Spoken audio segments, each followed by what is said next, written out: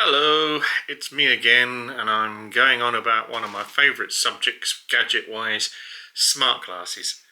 These are my latest acquisitions, the Oakley HSTN smart glasses.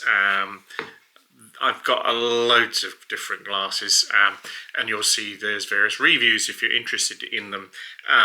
These were the ones that I had first, the Ray-Ban Meta Generation 1s. I got these things, peculiar looking thing. That's a charging thing, by the way. It does come off. So these are the Brilliant Labs frames. They're no good for me. They're more designed for AI, but they do have a display. In addition to these, because I'm reviewing smart glasses, I have the Rokid glasses. They have displays, green displays on both lenses. They're on Kickstarter at the moment, so hopefully I'll get those. I think they said November, December this year. I've got the Loomos AI glasses and another one that should have been released on Kickstarter months ago, but are still in post-production or pre-production rather. And of course, as I'm sure you're aware, we've got the Meta display glasses coming out, and basically because I get various posts and comments, I think there's probably about another 10 at least different pairs of glasses. So this year onwards appears to be the year of the smart glasses, at least according to Mark Zuckerberg and others. A couple of things I wanted to do. Firstly, I just wanted to give you a little bit of an update with regards to the Oakleys. I've only had them a couple of days. Someone asked, can you actually use the Oakleys and the Metas, or two pairs of Metas, or basically two pairs of Meta AI smart glasses with the Meta AI app? And the answer is yes.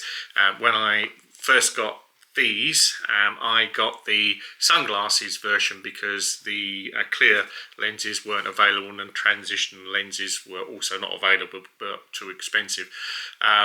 So I suddenly realised within a short period of time that sunglasses in the UK are as much use as a chocolate fire guard.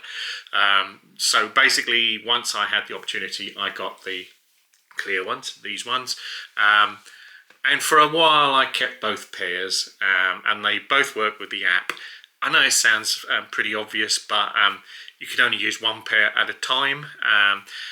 Kind of upset by that a little, because it occurred to me that now that these glasses do live translation, it would be great if you could put your pair on, give the other pair to someone else that speaks a different language, and have a proper conversation. But I have an Android smartphone, a Samsung, that does translation two-way. It's not as convenient as maybe having a pair of glasses on both of you, but it works. And I guess if you've got a person the other end that's got their Meta AI app connected, then you can do that. A few other things I mentioned right at the beginning. I've got these two, and the cases, which obviously give additional charge to the glasses, are compatible. So I've charged the glasses, the Meta glasses in the Oakley case, the Oakley glasses in this one. As far as the glasses are concerned, we're not going to dwell on these. I've done a review. These Oakley ones are, well, in theory, last longer on the battery, and again they claim I think 8 hours. That's 8 hours of very minimal use, if I'm honest. The more you do with it, and the more you ask questions, the more you video, the less. And I would say you'd be lucky to get 4.5 hours on regular use on those.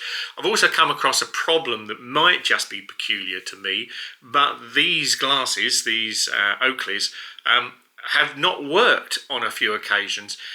Literally, they just completely ignore you. You push the button, you talk to it, it just doesn't do anything. And I don't know why that is happening. The only thing I can think of is because these have been paired to the Meta AI app. Maybe there's some conflict, because I mean they're in the glass case, but they're still recognised by the Meta AI app. I have found a solution to it, which, if you haven't already looked on these glasses, there is an on and off switch. Switching the glasses off and then back on. A typical IT trick of the trade seems to resolve the problem, but it is a bit annoying that that happens. Also, the update I mentioned to you, I put on some of the things that the update provides you. A couple of good things. For example, I speak to various people who live in and speak German, and German is now a supported language. If you're interested too, the languages, because people are going, well, you've got to use your app. You kind of don't, because you download the language pack, and that means you don't have to have the internet connection in order to use them, which I think is great. One of the other features is something, it's a bit strange, but it said something like stylize this or create a style. And according to the update, that will then generate AI versions of what you're looking at. I'm not sure how much use that is, but it is useful. And it does state it in the information that came with the update. It isn't working in the UK as yet. You do get a response, but it just describes what you're looking at, which is what it would normally do. So that's a few observations about the glasses. If and whenever I get the Loomos and the other one on Kickstarter and the Rokids, I will do a review on those.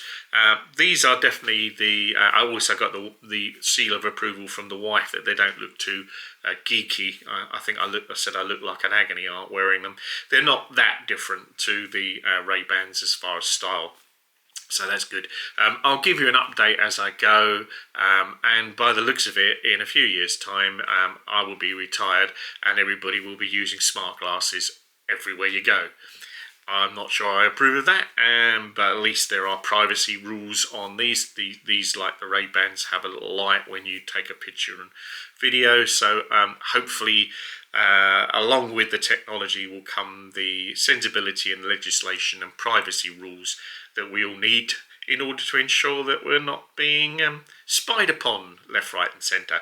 I know, for example, I read somewhere in China that they managed to hack these glasses, or some glasses, for facial recognition. You probably couldn't hear that, but I've now got 2 messages on my phone. The speakers on this are pretty good. I was a bit worried that they wouldn't be as good because I love the Ray-Bans. Another little tip and trick, if you're playing music especially, cup your ears like that, and it vastly improves the sound. The times I've actually given my glasses to a friend and they said, oh, sounds good, I said, do that, and they've gone, oh, wow. Also, last tip before I sign off, 8D for Delta. If you've got a music streaming service, find some 8D. It's a bit of a novelty, but it's I believe it's probably going to mean 8 dimensions, but it fools you into thinking the sound's coming from all over the place, and it actually works pretty damn well with these smart glasses. Even better if you've got headphones. I'm not going to go into headphones because I've got a lot of those too, but just try it, 8D. Let me know in the comments what you think. As always, please spread this and subscribe it. As always, this is just my opinion and experience, but please feel free to let me know what your experiences are too, because it's a two-way street. I'm always eager to hear what other people are doing with this stuff, and hopefully you enjoy what I'm saying about it. That's it, over and out from Smart Glasses World, and see you later.